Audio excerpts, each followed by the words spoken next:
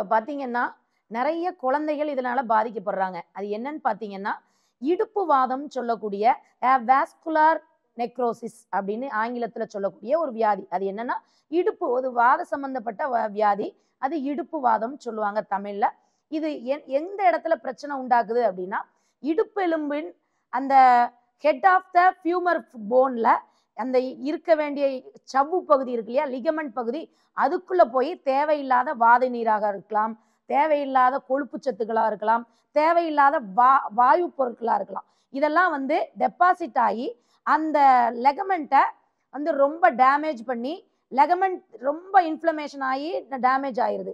அது மட்டும் இல்லாம லெகமெண்ட் மட்டும் டேமேஜ் ஆனா பரவாயில்ல. இதுல வந்து ஹெட் ஆஃப் த ஃபியூமர் அந்த போனையே வந்து டேமேஜ் பண்ணிருது.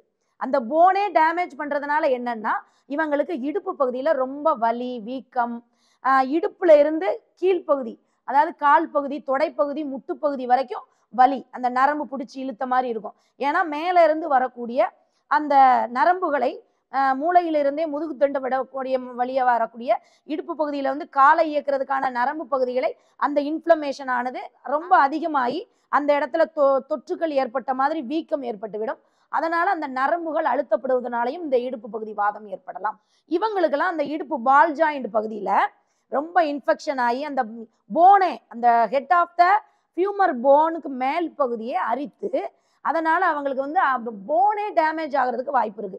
இதை தான் அவங்க வாஸ்குலர் நெக்ரோசிஸ் அப்படிங்கிற ஆங்கிலத்துல சொல்லக்கூடிய இந்த மருத்துவத்துக்கு, இந்த வியாதிக்கு மருத்துவ முறை என்ன பண்றாங்க அலோபதியில அப்படின்னு பார்த்தா, அந்த இடத்துல அந்த மூட்டை அறுவை சிகிச்சை பண்ணி மேல் பகுதிக்கு வேற ரெடிமேடா மூட்டு மாற்று அறுவை சிகிச்சை பண்ணிடுறாங்க. இது வந்து ரொம்ப ஆபத்தானது. இந்த சிறுவயது குழந்தைகளே இதுல போகும்போது என்னன்னா, இவங்களுக்கு நார்மலா செய்யக்கூடிய இடுப்பு பந்து கிண்ண மூட்டை அசைத்து கால்களை மடக்க தூக்க இந்த மாதிரியான வேலைகளை சரிவர செய்ய முடியாது. ஏன்னா அந்த இடத்துல ஒரு ராடு வேற ஒரு பொருளை வச்சு மூட்டு மாற்று அறுவை சிகிச்சை பண்றதுனால அந்த இடுப்பு எலும்பை ஒரு அளவுக்கு தான் அசைக்க முடியும், அதற்கு மேல அசைக்க முடியாது. அப்போ இந்த முறை வந்து தவறுதலான முறை.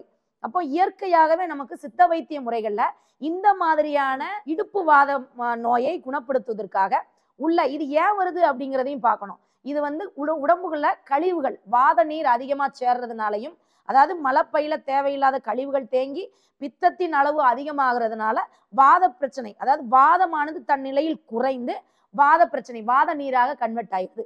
அப்போ கழிவுகள்லாம் வெளியேறாம எங்க போய் தங்கும்?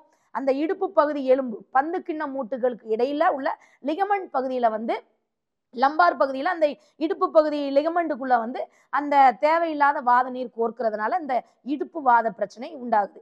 இதை வந்து நம்மளோட வைத்தியசாலையில உள்ளுக்குள்ள மருந்துகள் அந்த இன்ஃப்ளமேஷன் அந்த நீர் தேவையில்லாத வாத நீர்கள் கோர்த்துக்கிட்டு இருக்கு இல்லையா, அந்த வாத நீர்கள் எல்லாம் முறையா கழிவுகளை வெளியேற்றும் போது அந்த இடுப்புக்கு தேவையான இடுப்பு பகுதிக்கு சில வர்ம புள்ளிகளை ஆக்டிவேட் பண்ணி வர்ம புள்ளிகளில் மசாஜ் ஒத்தடெல்லாம் கொடுத்து வெளிப்பகுதிக்கு வஸ்திகள்லாம் கொடுத்து இடுப்பு பகுதியிலிருந்தே தொடைப்பகுதி முட்டுப்பகுதி வரைக்கான வலிகளை முற்றிலுமாக, அதாவது வர்ம புள்ளிகளில் மசாஜ் ஒத்தடங்கள் கொடுப்பதன் மூலமாகவும் கழிவுகளை வெளியேற்றுவதன் மூலமாகவும் இந்த இன்ஃப்ளமேஷனை குறைப்பதன் மூலமாகவும் இந்த இடுப்பு வாத பிரச்சனையிலிருந்து முற்றிலும் விடுபடலாம். இந்த மாதிரியான இடுப்பு வாத பிரச்சனை யாருக்கெல்லாம் அதிகமா வருதுங்கிறத நம்ம பார்க்கணும். குறிப்பா இப்ப பாத்தீங்கன்னா குழந்தைகளுக்கு, பள்ளி செல்லும் குழந்தைகளுக்கு ஏற்படுது. ஏன் அப்படின்னா சிலர் வந்து வறுத்தது பொரிச்சது இந்த மாதிரி ஃபாஸ்ட் ஃபுட் அதிகமா சாப்பிட்டு ஜீரண மண்டலத்துல நிறைய வாயுக்கள் தேங்குறவங்களுக்கும் வாத நீர் அதிகமா உற்பத்தியாகி ஜீரண மண்டல பகுதியில் வந்து சில கோளாறுகள் ஏற்படும் போதும் இந்த வாத நீர் அதிகப்படுது, இந்த கெட்ட வாயுவும் அதிகப்படுது. இதெல்லாம் வந்து அங்க சேர்றதுனாலதான் இந்த பிரச்சனைகள் ஏற்படுது. குறிப்பா பள்ளி குழந்தைகள் வந்து எல்லாம் பாக்கெட்ல உள்ள ஐட்டங்கள், Lay's chips packet food colour நிரம்பிய வறுத்த பொரித்த உணவுகளை சாப்பிடுவதன் மூலமாகவும் சுத்திகரிக்கப்பட்ட உணவுகளில் செய்த பரோட்டா இந்த மாதிரியான உணவுகளை அதிகம் எடுக்கும் போதும் இவங்களுக்கெல்லாம் அந்த கெமிக்கல் ரியாக்ஷன் வந்து அந்த இடத்துல வெளியே கழிவா வெளியேறாம அந்த கெமிக்கல்ஸ் எல்லாம் ரத்தத்திலே கலந்து அந்த இடுப்பு பகுதியில் உள்ள எலும்பையில் வந்து அரிக்குது, அந்த லிகமெண்ட் பகுதியில சேர்றது. அப்போ இவங்கெல்லாம் என்ன செய்யணும்? ஒரு தாய்மார்கள் எல்லாருமே இந்த விஷயத்துல நம்ம ரொம்ப கவனமா இருக்கணும். ஏன்னா குழந்தைகள் சடனா வெயிட் போடுது, சடனா உடல் எடை கூடுது அப்படின்னாலே நம்ம ரொம்ப அலர்ட் ஆகிக்கிட்டு ஏன் இந்த குழந்தைகள் திடீர்னு உடல் எடை போடுறாங்கிறத யோசிக்கணும். இந்த மாதிரியான குழந்தைகள் உடல் எடை அதிகமா இருப்பாங்க, அவங்க அதிகமா நடக்கிறதுக்கு சிரமமா இருக்கும், டயர்ட் ஆயிடுவாங்க. அப்போ இவங்க இதெல்லாம் கவனிச்சுக்கணும். அதிகமா உடல் எடை போடுதுங்கிறப்பமே இதுல வந்து நம்ம கவனமா இருந்துகிட்டு மருத்துவ முறைகளுக்குள்ள வந்துட்டோம்னா குணப்படுத்துவது மிக எளிது. இந்த மாதிரியான இடுப்புவாத நோயாளிகள் குழந்தைகள் வந்து நம்மளோட மருத்துவமனைக்கு நிறைய பேர் வந்து நம்மளோட மருத்துவ முறைகளை மேற்கொண்டு மசாஜ் ஒத்தட முறைகளை மேற்கொண்டு முழுமையா சரியாகி நல்லபடியா நடந்து போயிட்டு இருக்காங்க.